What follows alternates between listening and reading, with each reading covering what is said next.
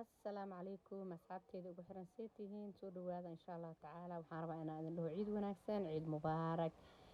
insha allahu tacaala caawa ayaa maaragtay ciidinoo ku tahay soo maahan marka insha allahu tacaala asxaabteyda waxaan leeyahay soo dhawaada janaalkiina waa laag dhahaa insha allahu tacaala subscribe dhahaa asxaabtiina la share gareeya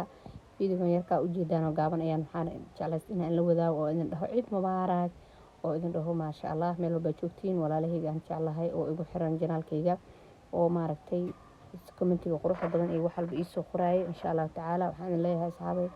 dee maalin wanaagsan oo habeen wanaagsan qofkii maalin u tahay maalin wanaagsan qofkii habeen u tahay habeen wanaagsan ilaahay waxaan ka baryaynaa ciidan ciideeda kale inuu maaragtay farxad iyo nimco iyo bashbash iyo barwaaqo nagu gaarsiiyo muslimiinta meel walba joogaan insha allahu tacaala ilaahay maaragtay ciida si qurux badan oo maaragtay farxad la ilaahay maaragtay ha ugu maaragtay sama yeelo annagana waxaan ku dhahay teena allah noo barakeeyo especially maaragtay dadkeena maaragtay Nairobi jooga oo maanta roob maasha allah qabow saa'id maasha allah kaana aan ku jirnay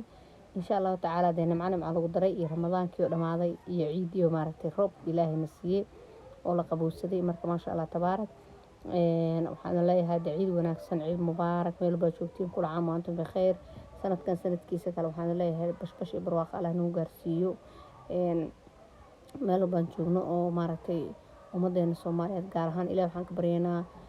madax caadila wadankeena iyo nabada waxaan ku dhahay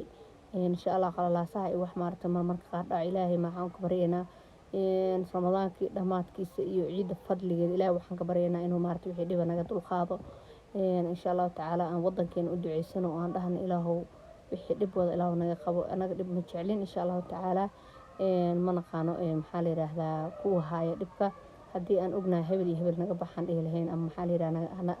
ilaahow naga qabo hebel iyo hebel laakiin hadda qofka maaragtay danta wadanka haya iyo qofka maaragtay dhibkiisa haya laba ma kala taqaanid insha allahu tacaala dee mar walbana qalbigoo nooga taagan yahay maaragtay qof walbana maaragtay wadankiisa inuu u duceeyo oo maaragtay dhaho ilaahow nabad nooga dhig xaq waaye oo maaragtay uu kuleeyahay insha allahu tacaala aad iyo aad insha allah asxaabteyda ciid mubaarak insha allahu tacaala farxad bashbash barwaaqo maaragtay ayaan maaragtay idin rajeynayaa waxaan leeyahay kula caam wa antum bikhair assalaamu calaykum waraxmatullaahi wabarakaatuh